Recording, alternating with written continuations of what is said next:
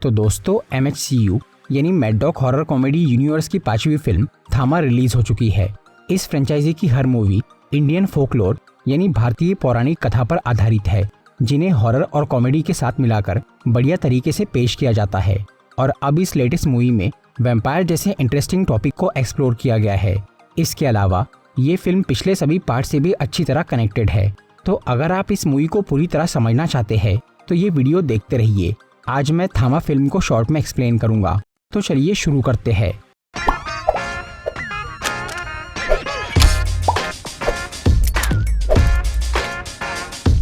इस मूवी में हमें वैम्पायर दिखाए गए हैं, जिन्हें यहाँ बेताल कहा गया है।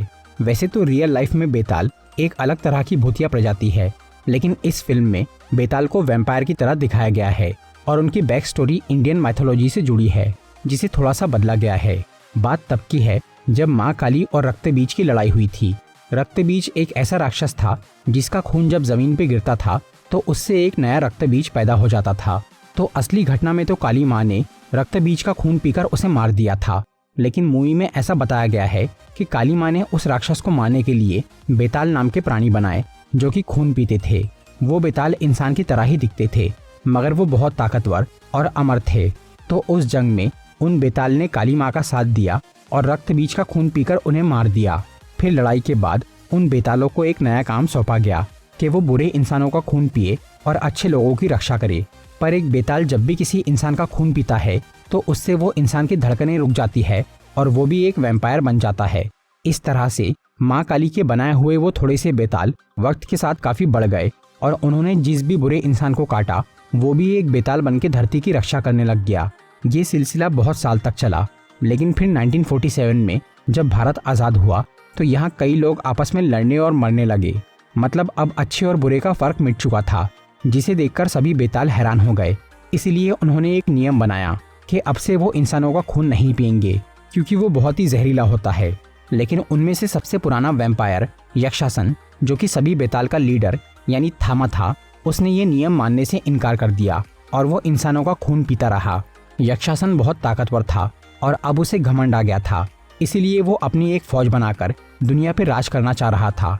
लेकिन बाकी बेताल ने उसे ऐसा नहीं करने दिया और उन्होंने मिलकर उसे एक गुफा में कैद कर दिया। पर यक्षासन ने उस वक्त एक प्रतिज्ञा ली कि अब अगर किसी बेताल ने इंसान को काट के उसे वैम्पायर बनाया तो उस दिन वो आज़ाद हो जाएगा। तब से लेकर आज तक सभी बेताल सिर्फ जानवरों का ही खून पी रहे थे और वो कैद यक्षासन को भी जानवर ही खिला रहे थे। वो सब बेताल अब इंसानों से दूर एक घने जंगल में रह रहे थे और सिर्फ कुछ ही वैम्पायर शहर में रहकर दोनों प्रजातियों पर नजर रख रहे थे। लेकिन फिर 2025 में आलोक गोयल नाम का एक रिपोर्टर लड़का, जो कि काफी भोला भाला था, वो गलती से अपने दोस्तों के साथ उसी जंगल में पहुंच जाता है जहां वो बेताल रहते थे। और जब वो लोग उस जंगल में घूमने निकलते हैं तो आलोक पे एक भालू हमला कर देता है, जिसे देखकर उसके दोस्त वहां से भाग जाते हैं। फिर वो भालू आलोक को काफी मारता है और उसे खाने की कोशिश करता है। तब वहाँ ताड़का नाम की एक लड़की आती है और वो उस भालू को वहां से भगा देती है। ताड़का असल में एक बेताल थी, जो कि अपने कबीले से थोड़ा दूर एक पुराने प्लेन में रहती थी। उसे आलोक पे दया आ जाती है, इसीलिए वो उसे बचा के अपने प्लेन में ले जाती है और आलोक का इलाज करती है। ताड़का ये समझ गई थी कि वो लड़का एक इंसान है, लेकिन आलोक को नहीं मालूम था कि वो लड़की एक बेताल है। वो बस उसे एक आदिवासी समझ रहा था। फिर रात के वक्त वहाँ कुछ बेताल आदमी आते हैं, जो कि आलोक को पकड़कर उसे अपने कबीले में लेकर चले जाते हैं। उन सबको लग रहा था कि ताड़का ने उनका नियम तोड़ा है, मतलब वो इंसान को वहाँ लाई है। हालांकि वो उन्हें बताती है कि वो लड़का गलती से वहाँ आया है, लेकिन फिर भी वो लोग आलोक को मारने की बात करते हैं ताकि उनका राज दुनिया को ना पता चले। और आखिर में वो उसे यक्षासन के पास छोड़ देते हैं, क्योंकि अब वो जानवरों का खून पीकर ऊब गया था और उसे इंसान का खून चाहिए था। पर तभी वहाँ ताड़का आती है और वो आलोक को यक्षासन से बचाकर जंगल के बाहर ले जाती है। फिर वो उसे वहाँ से भागने बोलती है, लेकिन आलोक ताड़का के बिना वहाँ से नहीं जाना चाहता था, क्योंकि वो उससे प्यार करने लग गया था और ताड़का भी उसे पसंद करने लग गई थी। इसीलिए वो आलोक को लेकर उस जंगल से निकल जाती है, जो कि बेताल के नियमों के खिलाफ था। फिर वो दोनों ट्रेवल करते हुए दिल्ली में आलोक के घर पहुंचते हैं, जहां उसके माँ बाप को लग रहा था कि उनका बेटा मर गया है। तब आलोक उन्हें बोलता है कि वो लड़की ने उसकी जान बचाई है, पर वो अपने माँ बाप को उसका नाम तारिका बताता है और उसके बारे में एक झूठी कहानी सुनाकर ताड़का को अपने घर में रख लेता है। लेकिन आलोक के पिता को ताड़का पे शक हो गया था, इसीलिए वो उस पर कड़ी नजर रखते हैं। उधर आलोक को ये समझ में आ गया था कि ताड़का सिर्फ नॉनवेज खाती है, पर क्योंकि वो लोग वेजिटेरियन थे इसीलिए आलोक उसे अपने घर में कुछ खिला नहीं पा रहा था। इसी वजह से एक दिन आलोक उसे एक होटल में नॉनवेज खिलाने ले जाता है, पर वहाँ ताड़का गलती से लाल रंग की शराब को खून समझ के पी लेती है और वो नशे में कुछ आवारा लड़कों के साथ डांस करती है। तब आलोक उसे वो पार्टी से बाहर निकाल लेता है, लेकिन फिर वही आवारा लड़के ताड़का को पाने के लिए उसका पीछा करते हैं, जिनसे बचने के लिए आलोक ताड़का के साथ भागने लगता है। लेकिन फिर उनकी कार एक सुनसान जगह पे अटक जाती है। वहाँ आलोक उन लड़कों को समझाने की कोशिश करता है, पर वो लोग उसे मारने लग जाते हैं। तब ताड़का गुस्से में बेताल वाले रूप में आ जाती है और उन लड़कों को बहुत मारती है। ये देखकर आलोक के होश उड़ जाते हैं और वो किसी तरह ताड़का को संभाल के घर लाता है, जहाँ वो आलोक को अपनी असलियत और अपनी पूरी प्रजाति के बारे में बताती है। ये सब सुनकर आलोक बहुत हैरान हो जाता है, पर तभी वो घर में यादव नाम का एक पुलिस इंस्पेक्टर आ जाता है, जो कि उस पार्टी वाले लड़कों के बारे में बात करने आया था।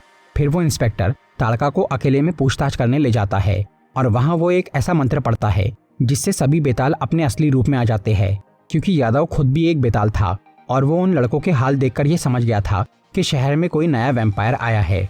यादव यहाँ ताड़का से पूछता है कि उसने उन लड़कों को क्यों मारा, लेकिन ये सुनकर ताड़का भी हैरान हो जाती है, क्योंकि उसने उन लड़कों को बस पीटा था, उनकी जान नहीं ली थी। असल में ताड़का को पकड़ने के लिए उसके कबीले के लोग यहाँ दिल्ली आ गए थे और उन्होंने ही अपनी प्रजाति का राज छुपाने के लिए उन लड़कों को मार दिया था।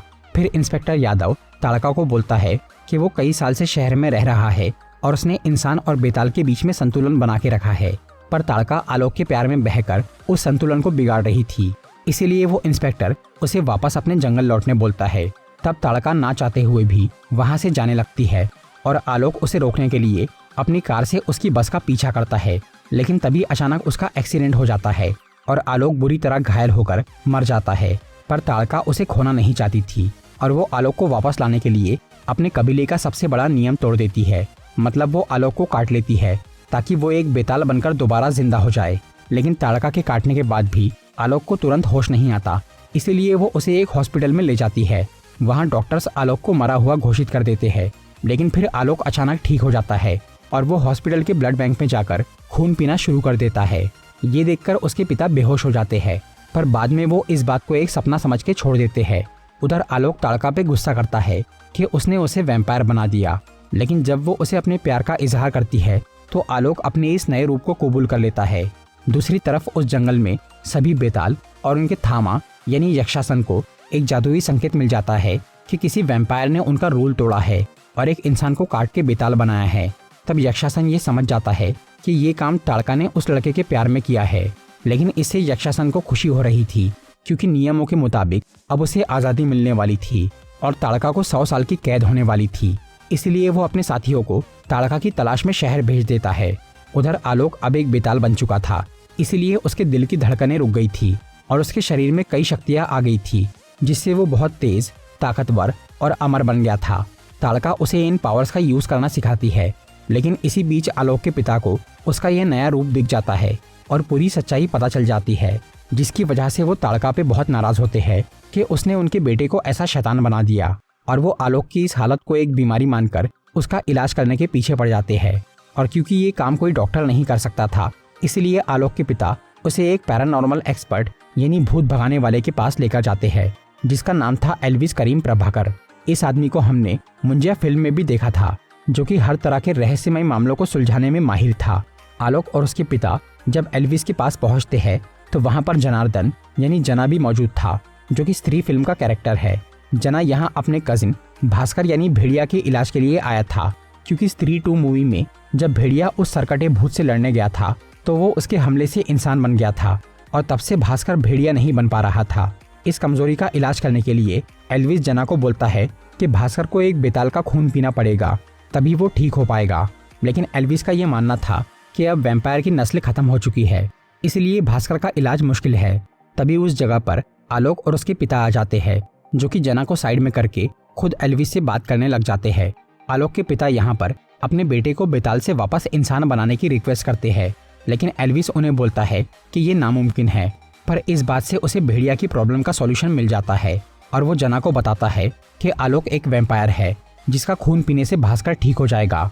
फिर जब आलोक वहाँ से निकलता है तो ताड़का के कबीले के लोग उसका पीछा करने लगते हैं। तब आलोक उनसे बचने के लिए एक बिल्डिंग की छत पे चला जाता है, लेकिन तभी भास्कर उसे ढूंढते हुए वहां आ जाता है, जो कि आलोक से उसका थोड़ा खून मांगता है, पर वो उसे मना कर देता है।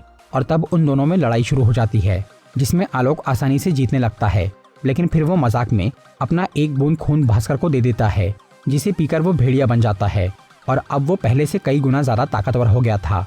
फिर भास्कर अपना आपा खो देता है और वो आलोक को मारने के पीछे पड़ जाता है, जिसकी वजह से वो भागने लगता है।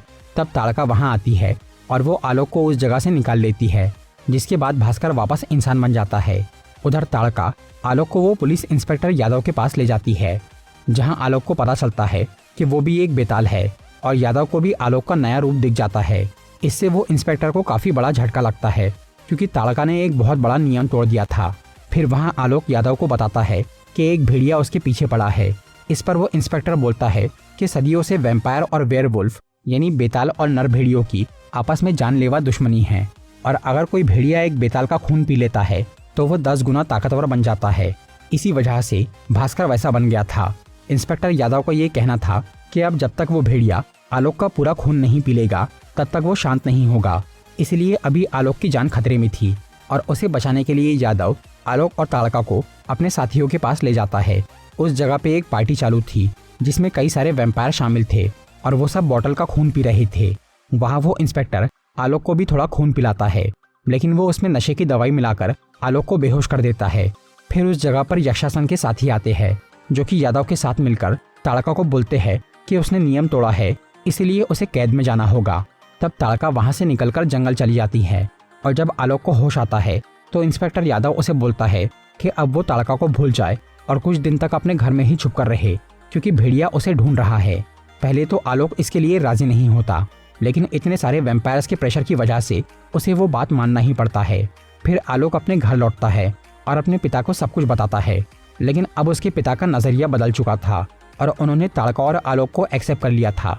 इसीलिए वो अपने बेटे को बोलते हैं कि जैसे ताड़का ने उसके लिए सारे नियम तोड़े थे, वैसे ही वो भी उसे पाने के लिए सब नियम तोड़ दे। तब आलोक वो बेताल कबीले के जंगल में चला जाता है, जहाँ पे अभी यक्षासन को आजाद करके ताड़का को उसकी बेड़िया पहनाई जा रही थी।